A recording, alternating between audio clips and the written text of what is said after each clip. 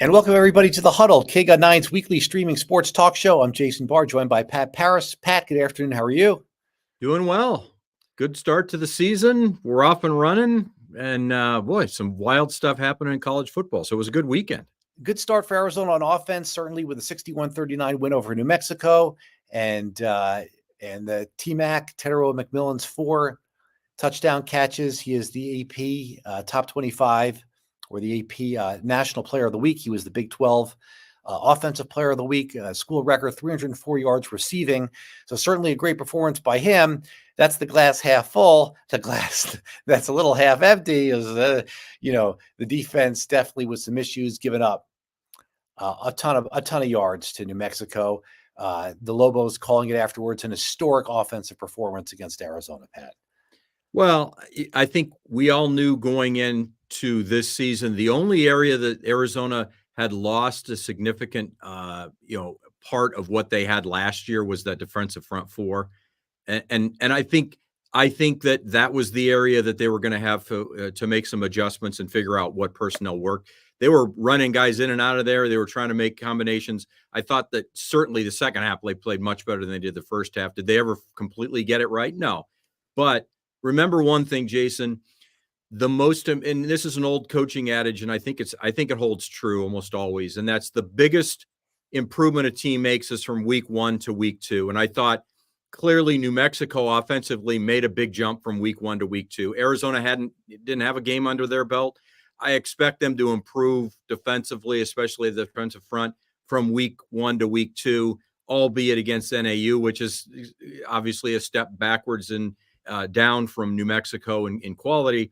So maybe we'll see the fruits of that improvement coming up against K-State a week and a half from now, the third game of the season.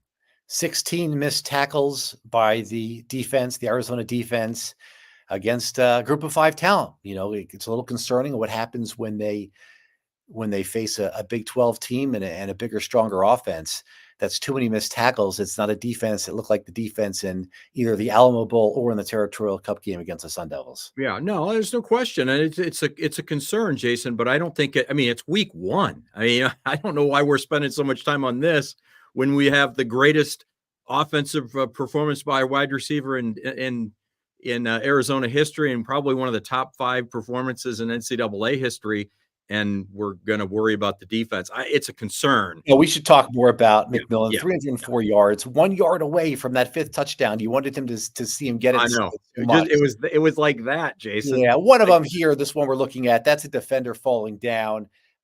Brent Brennan today said in the news conference that the one that was most impressive was when he went across the field and then stormed past the whole team. I think that was that was the best. And this is great too. This is what he can do too, Jason. In small space, he can still make guys miss. Mm-hmm. And we saw the run after the catch is just, I think that's what sets him apart now from a lot of these other top flight receivers in the country. Is you now have this game film where you see what he can do when things get jammed up a little bit. He still gets open. He still finds a way. He's got enough speed to get open.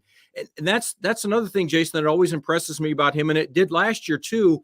It wasn't just this year and one game this year. It's that the guy's always open. There are receivers and you're like, how can he never get open? Well, because he's got speed, he's got quick. Tedero McMillan is always open. And it's just a matter of whether or not you have time to find him in that seam of a zone, or you give him enough time to separate from the man coverage, but he's always open. He doesn't even need to be that open because he can go out and get in the 50 that's true too. Yeah. But he was also single covered against New Mexico, and there was no adjustment later in the game, right? They never put 2 guys on him, and barely did he have the defensive back who was guarding him have any safety help. How do you think teams are going to cover McMillan here going forward after what he just did against New Mexico? You're right about one thing. They never double teamed him, but they did try to play a little zone occasionally, and it was the one you texted me too. T-Mac ended up beating there was a defensive lineman that was supposed to peel off and get the short zone with him. And then there was supposed to be a safety. The safety abandoned his position. T-Mac got behind the defensive lineman within 3 steps and he was wide open, but Fafita couldn't get him the ball. Teams are going to probably try to zone cover him better. I don't know that how can you afford to double team T-Mac and leave. We know they have other receivers and tight ends and a run game that will chew up a defense if they're going to spend two guys spread out wide on one side of the field. I think it's just a matchup problem with the offense. I think Tetero McMillan starred in that game. There are going to be games where he doesn't star like he did in that game, but he is going to take so much time, effort, energy, and manpower on defense away from stopping other players that other players are going to have great games too. Another player who had a really good game for Arizona, and this was supposed to be kind of like a feel-good, cute story going into the year, but turned out to be a little bit more of that in week one, is fullback Caden Luke. Here's a guy who was not recruited at all practically by colleges, despite being one of the top high school players in Arizona last year, helped CDO win a state championship as a running back. He's very strong and he's built tough, but he's probably only 5'8". He's listed as 5'11". But he's not 5'11", and he was the lead block on 2 touchdowns. I think he blocked for 3 touchdowns. And what I'd be interested to know, Pat, is with some of the uncertainties with the offensive line here, could he be back there as a fullback helping to protect Fafita's blindside if he's really that good of a blocker?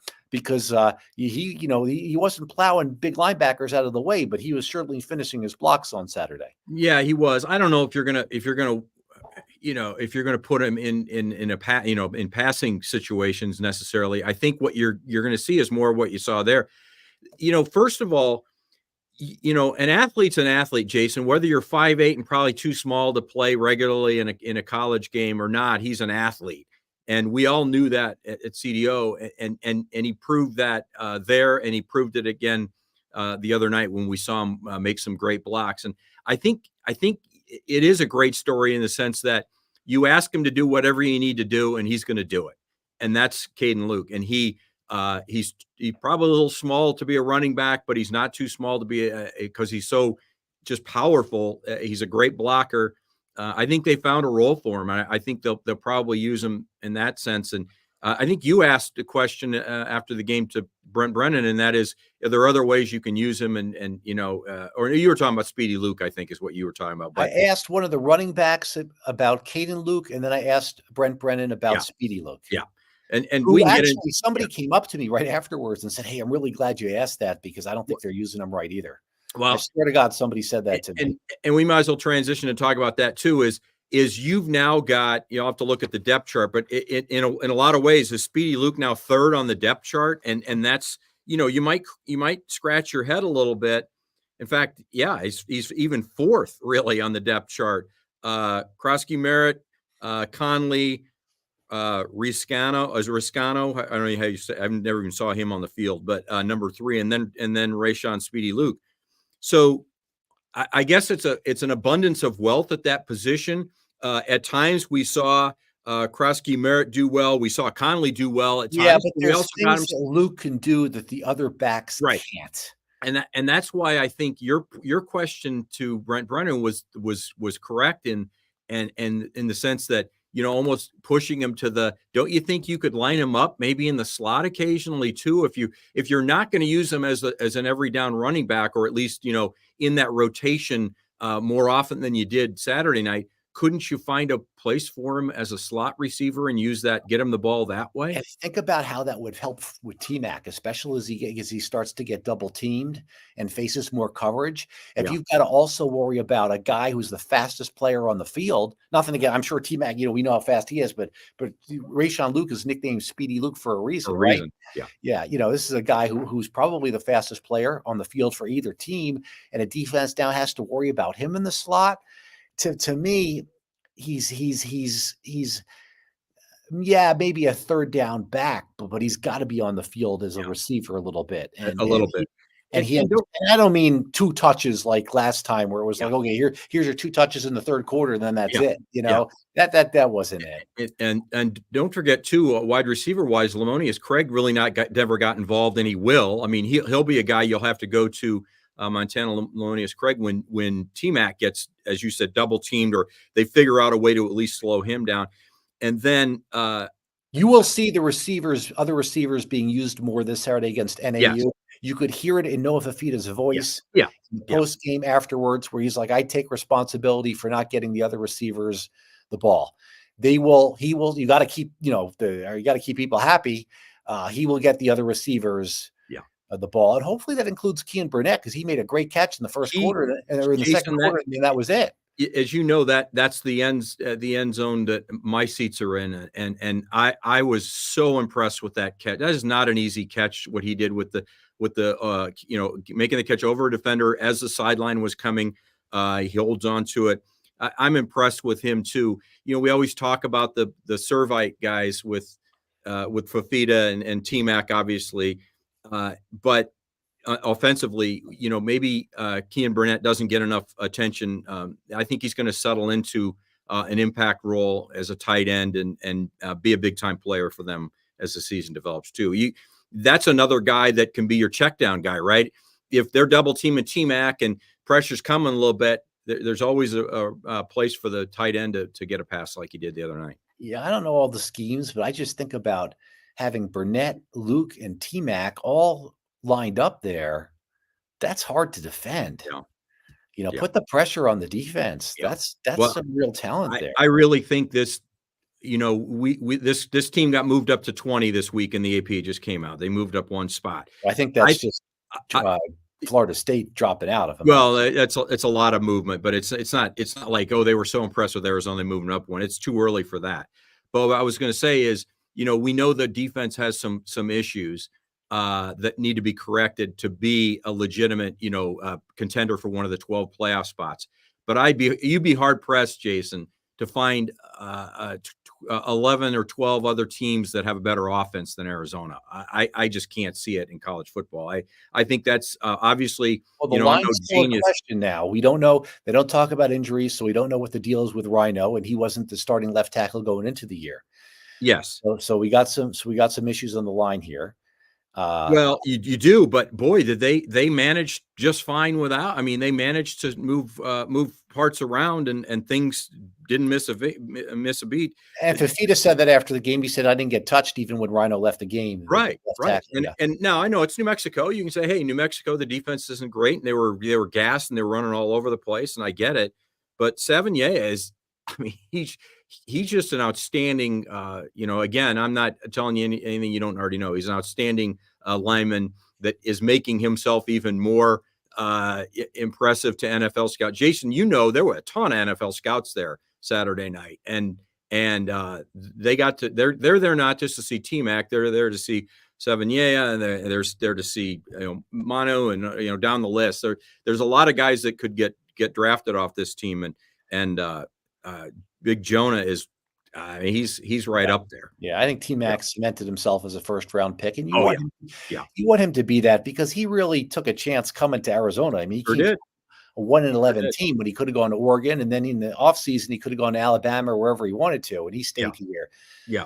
So you want that for him. Now, on one thing we don't talk enough about, and it's just the nature of things. When the quarterback plays really well, but somebody else stars like T-Mac, you're seeing here, you maybe overlook just a little bit of the things that Fafita did. Fafita didn't get touched because he made the right reads really fast. And Fafita did a nice job of rolling a couple of times when he had to. The wide open touchdown you referenced earlier, it was because he was able to roll out and give time for T-Mac to get downfield a little bit. I just thought, we saw him take over this team midway through the season and just make it his team. And now it just looks like he's becoming even better, which you would expect, after a half a season now into his second season as a starter. But I was really impressed with Noah Fafita and his ability, even at his height, to be able to see over the defense and make the right reads almost every time. Well, the leadership skills have already been there, or have always been there, and same with the work ethic. And as I've mentioned before, even 2 years ago in the spring game, so this would have been the 22 spring game, he was really impressive then. I mean, he was just the decisiveness in which he was zipping the ball. Yeah. So, and that's when he first got here. So he's shown that the whole way. So yeah, no, terrific job by him, and they're lucky to have him. And on to Northern Arizona here, and yeah, I don't know how much you're going to learn here. It's a little bit of a confidence builder. I think you'll see them, spread the ball out to some wide receivers some more, and I think the defense will play a little bit better. But the real test will come week 3, Kansas State. There's no question. And I said teams make the biggest improvement from week 1 to week 2. It'll be hard to tell because, unless the defense gives up 39 points again, I would be surprised about that. But we may not really see a huge improvement in any one unit because this is, should be kind of more like a workman-like effort and performance to get the win that you would expect over NAU, and Brent Brennan's not going to run up the score or anything like that. But this is not the NAU game of 3-4 years ago where Arizona was trying to rebuild and really didn't know who their quarterback was, and things just didn't go well. Speaking of not running up the score, they didn't know that T-Mac was only about 12 yards away, I think, from the Big 12 record. I think the you're Arizona right. Stadium record is probably Marquise Lee with 354 in 2012 for USC, unless somebody's had more than that. But he wasn't that close to the Arizona Stadium record. I think the NCAA record's around 400. Yeah. But he was about 12 away from the Big 12 record. But he was that was how they always. And speaking of being tired, he was a little tired at the end of the game too. Well, you can't blame him for that. T-Mac becomes the first player in FBS history to have a game of 10 plus receptions, 300 plus receiving yards, and 30 plus yards per reception, and 4 receiving TDs. So it's one of those where you marry them all together, and it really, when you add all those up, you say that's one of the greatest wide receiver performances in a single game, and it really was. And that'll be one of those moments, Jason. Will you be back and you'll say, "Oh, that was a good game by so and so," but it was nothing compared to, remember T-Mac in 2024 when he went off for 300 plus yards and 4 TDs and on and on and on. Yeah. Yeah, for sure. There's T-Mac leaving the field. He did speak today to the media. He doesn't love speaking to the media. You can tell. I thought previously maybe it was because he was injured in the spring and they didn't want to reveal what it was or whatever, but then he didn't talk after the game. And, I'm told he doesn't really love talking to the media. Yeah. He did it today, but it was interesting when his session was over, he kind of jumped out of his chair a little. Yeah, he couldn't get out of there fast enough. Yeah, I don't know what it is. It's not for everybody. Right. But I didn't see him after the game of ESPN. I'm sure he did fine. He did. I watched. I like I always do. I always rewatch the game. At least I zipped through it, and I watched the interview. He did fine, and he said all the right things, and as he did today. Big 12 media day, so I don't know what the issue was. That's definitely true. Yeah. So, all right. So that's a little. Our Huddle poll question. I totally forgot for a quick second. Thoughts on Arizona's 61-39 win over New Mexico? A, T-Mac is the best NCAA receiver. B, concerned about the defense. Or C, Pat, waiting until the Big 12 games. As always. To me, it's process of elimination. It's not A, because I think he and Travis Hunter are right there. That's going to be a hell of a storyline when Colorado comes. I don't wait for Big 12 games. So I'm going with B, concerned about the defense. I know that's not what you're saying, but that's what I'm saying is B.